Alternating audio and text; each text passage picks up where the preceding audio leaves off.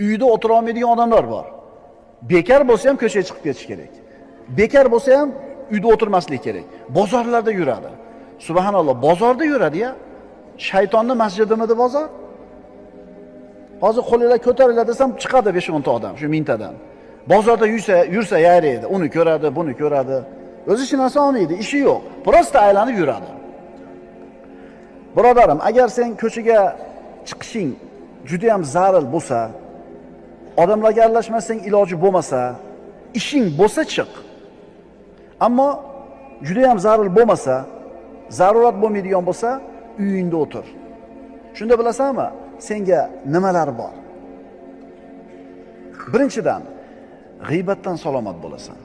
Chunki yo sen g'iybat qilasan odamlar bilan tursang, yo yoningdagilar g'iybat qiladi, sen unga guvoh bo'lasan.